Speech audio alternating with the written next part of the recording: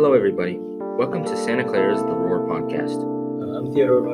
I am a sophomore at Santa Clara High School, and I'm a staff writer for The Roar. I'm Catalina Lopez. I'm a sophomore at Santa Clara High School, and I'm a staff writer for The Roar. I'm Nathaniel Hekster. I'm a junior at SEHS, and I am the alt media editor for The Roar. My name is Elias, Panou, and I am a junior at Santa Clara High School, and I am the opinion editor for The Roar. I'm Taejun. I'm a sophomore at Santa Clara High School, and I'm a staff writer for The Roar. Fatphobia. In modern-day society, many people have come to believe that being fat is not as bad as it seems. Those who believe otherwise and try to point it out are criticized and ridiculed for being fatphobic. However, studies show being fat has many adverse health effects, which is contradictory to many of the opinions of modern-day society. In fact, the leading causes of death in America often happen due to obesity. To add on, the definition of being fatphobic is being scared of fat people, which is in fact nearly never seen. In most cases, those who act fatphobic simply point out another's weight in order to get them to realize their poor state of health. Despite this, the title fatphobic is falsely used to shame those who in most cases simply want to help. I think there's a lot of a distinction a lot of people fail to make is between being accepting of yourself and neglecting yourself. Because if you're 800 pounds and you're like, I'm fine, I'm not going to do anything about this, objectively, you're wrong. That's not the natural state of human beings. You should probably not weigh 800 pounds. I mean, if there's some medical condition, like you have, I don't know, maybe your digestive system is like way too efficient. And like if you eat a grape, you gain like immediately 20 pounds. I mean, that's not physically possible. But if it's in that realm, I understand where you're going to have to kind of live with that. As we modernize as a civilization, we've had an ability that prior generations haven't. 50, maybe 100 years ago, we didn't really have the natural capability as on a larger scale to have too much food. For most peasants or lower class civilians and stuff, most people lived not even really paycheck to paycheck, but it was more harvest to harvest, right? You didn't have enough food, and so it was a lot harder to become fat because you didn't really have a surplus. And I mean, if being fat was more of a sign of success. Like the only people that were fat were kings and nobles and people who had like an excess of power. And so nowadays, where you can go to a store or to a restaurant and accidentally give yourself more food, it's a lot harder to resist that very human and very logical temptation to eat what you need and not what you want. So I'd like to go back to what you said. You said that back then, it was seen as like a sign of success. Being fat was seen like a sign of success, right? Yeah. So I'd like to argue that perhaps maybe we changed the shift of thought around the time of the agricultural industrial revolutions, right? Because that's when consumerism began to fully take hold of it, and so cities popped up, more availability of crops and whatnot, and that's how we changed our shift of talking here. But let's go back to the pressing issue at hand, right? So Sure. Taejun, you said it was you mentioned all about fatphobia, right? But what really is fatphobia? I think it could go into many different things. Another trend that came up was fat shaming. Mm-hmm. I think that's really related to fatphobia. Maybe it's a little bit different. Fatphobia defines as someone that is scared of fat people or maybe being scared of being fat, but fat shaming is most literally shaming someone for their weight. Yeah, I think that the word fat is a very derogatory word because someone could be like stick thin, but someone else could think, oh, they're so fat, even though they're like skin and bone, right? Mm-hmm. But someone that's like medium size, like whatever, they're not skinny, they're not quote unquote fat, someone could think, oh, they're so overweight, So it really just depends on the person's perspectives of what they think fat is. Like you said, Catalina, there's overweight, which is more of a mathematical thing. There's something you just follow a formula and you can definitively say whether or not you are overweight or not. But with fat, it's more of an umbrella term, and because of that, it's more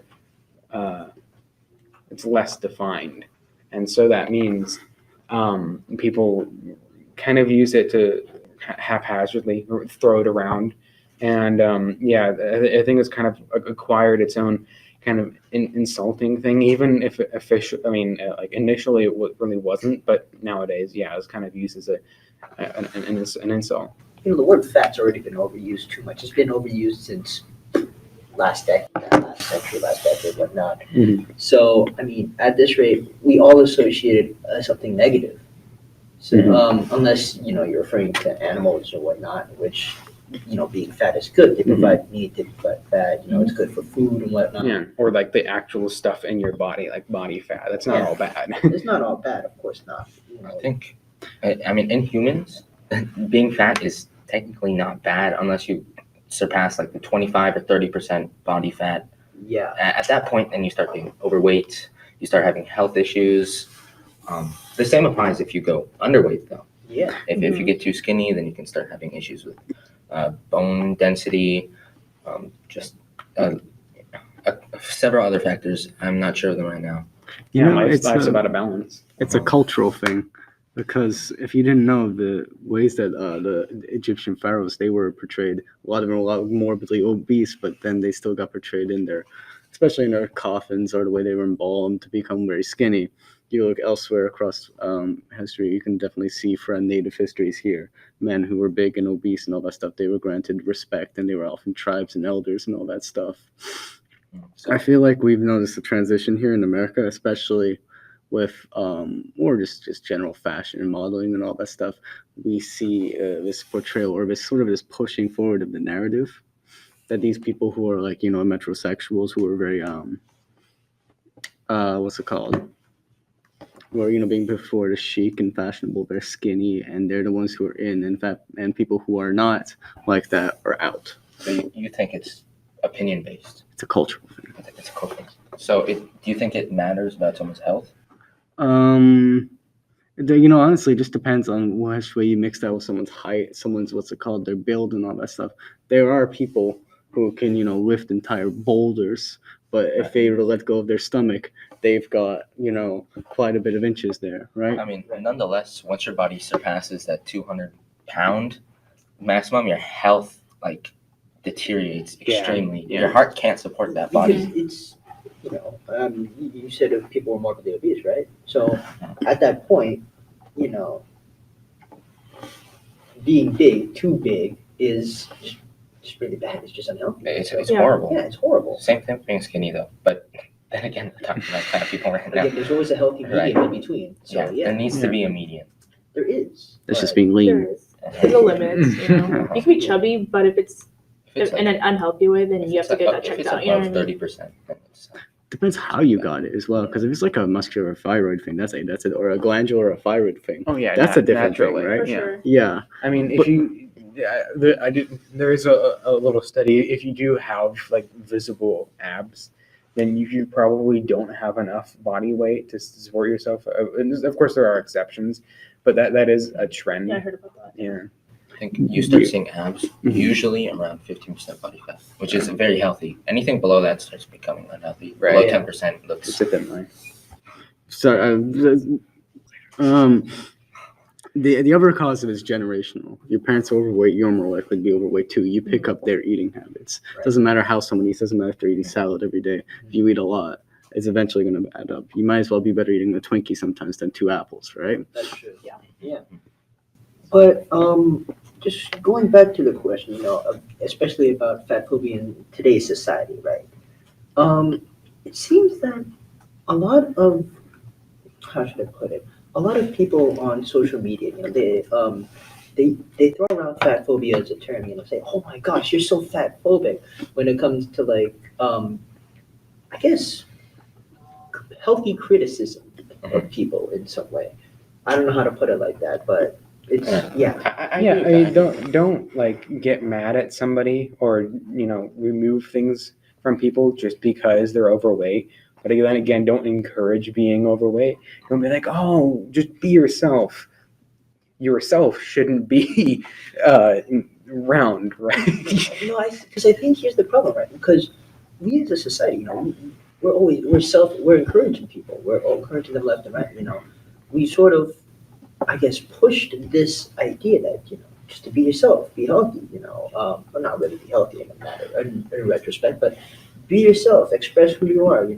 Give in to these urges. Right. I think after fat phobia and fat shaming was really introduced. I mean, it's always been around, but since it's become more prominent, I guess, less people have started commenting on other people's weights, which has caused a lot of more fat people to become fatter. Yeah. Right. Yeah, I'd I feel like like people to people tell me that are- I'm looking yeah. chubby.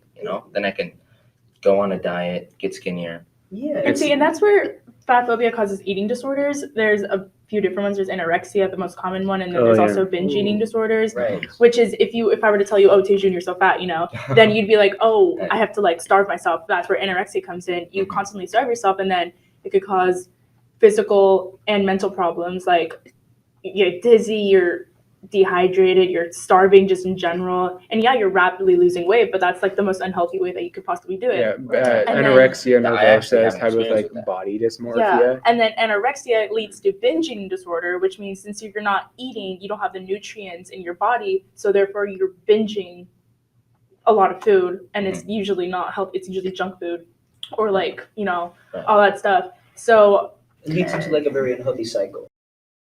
I've actually been through an experience like that. I was really chubby when I was younger, and then my dad used to call me fat all the time. So Really at some point, I just got fed up with it. So I completely stopped eating. I ate lettuce and carrots and protein pills for half a year, and I lost 45 pounds. wow, But it really affected my health, and I lost all of my muscle mass, and I was really weak for about a year. wow. Yikes. Yeah.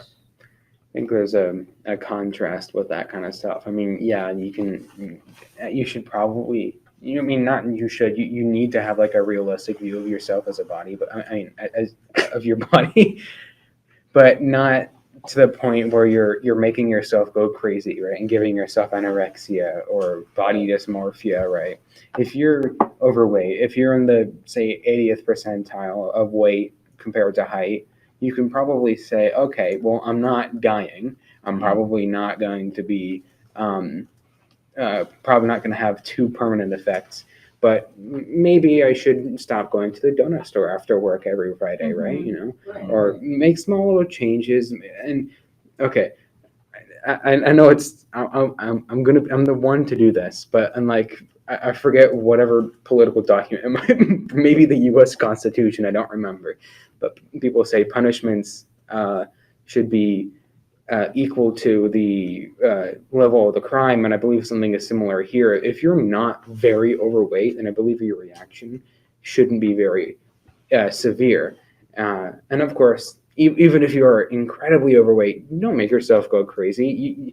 There's nothing you can't do. If you don't have any kind of wacky condition, then you can pull yourself out of it. Exactly. I'd like to argue, though, that perhaps I think today's society we've kind of gone on two extremes. When it comes to like body positivity and whatnot. On one side you have people saying it's okay. I think that today's society we've either embraced like two sides of the extremes. One where we're saying too much over body positivity. Like we're saying like, oh, it's okay to be you. You're fine with this. Just keep doing what you're doing, and we're encouraging that act. For them to keep eating and for them to keep becoming overweight. But then on the other side of the spectrum, we push this idea of you should be skinny. You should fit to this worldview that we set it to. It's okay to be. You need to have a diet. You need to do this and whatnot and whatnot. And these two extremes, they are in constant. It's just, gosh, It's chaos. it's chaos. It's chaos. It's really unhealthy for on both sides of the spectrum, and it really does things to your health, to your head, to your mental health. So always doctors always encourage mediation at least, something in between them in that. So as with you, right? You suffered from I was chubby. Yeah, you were. And then I you were went chubby. anorexic pretty Yeah. much for half a year. Mhm. I think it's a good thing to die. I think it shouldn't be as extreme as I did or other anorexic people also did. Yeah, I think if you just diet while properly eating the right things, like you can shave down 500 calories a day, or maybe that's a bit extreme, maybe even 300 calories a day. Over time, it shouldn't be all at once. Okay, so I'd like to talk about diet culture because it's effed up. So yeah, I do agree with you. I think, okay, if you need to diet, then do it, but don't do like all these stupid paleo diets, Right. freaking like Yeah. the military diet where these people literally have like toast and a banana for breakfast, and then for lunch they have like oats. For dinner they have Keto like diets. for like dinner they have like a kale salad with nothing on it, and then they're like starving themselves basically. Like might as well just not eat anything. But like, and like yeah, the keto diet too, like no carbs. Like I've done that before. I'm not gonna lie. And honestly, just the diet companies and businesses, the amount of money that they're making off of these people who think these diets are gonna work for them is insane. It's probably like the most fraudulent business you could ever be in, and I think I don't support dieting really. I mean, if you're like health problems, your doctor could say, oh, just don't drink soda, don't whatever. Just eat a balanced diet, really, like full of protein and like Something that's catered to you, right? yeah, exactly. Stuff that'll make you full. Stuff that you like. Don't eat like if you hate kale, don't eat kale. If you eat carrots, don't eat carrots. You like broccoli, eat broccoli. If you like oatmeal, eat oatmeal. But yeah, that's my take on it. I really like that. Like I said, it's the balance, and yeah, like Catalina said. I mean, like if you really want to lose weight or try to bring yourself to like the good middle, like optimal, eat only when you're hungry. And, exactly. That's yeah, what I do. Take breaks. Because diet culture is predatory. It's horrible. It's horrible. The worst part is that I keep seeing these ads, these diet ads on YouTube. They keep spreading this out. They want you to buy their product. They want you to buy into their shills, even though they know that might not work for you. Oh, they know, yeah. Because like It will for a little bit. But even if once you do a sign off, you're diet, gonna you're go consistent right for a back. diet for like 3 weeks, and then you stop, and then the weight comes back Yeah. plus more. The worst thing about these crazy diets, keto, paleo, whatever, is that they work. Is that people then what's it called?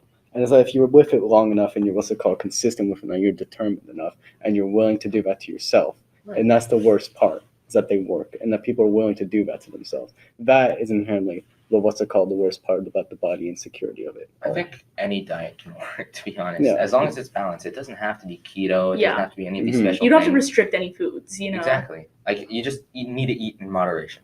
Yeah. Right? It's all ties back to the median. Have dessert, have Right. coffee, Maybe you were having dessert or candies every day. Maybe you should cut it down to maybe twice a week. Yeah. It doesn't have to be crazy. You just need to cut down little by little. Start slow. It's all about progress. Build it up over time. Right. Because did you mention about like the people going for like 3 weeks and then they? Yeah, and then they stop, and They then stop. it comes back. It's Yeah, like- the weight. I like to probably attribute this to like gambler syndrome in a kind of way, right? So you keep going. You want to do this for yourself. You want to get the thrill out of it, right?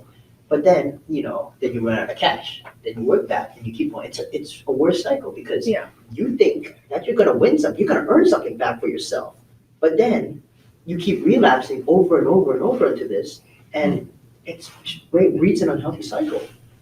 That's why a lot of diets don't work. Yeah. Because Exactly. they can't help it. They're addicted to the food. I'm pretty sure there was a study that showed that eating some type of foods give off more dopamine releases than even smoking. Mm.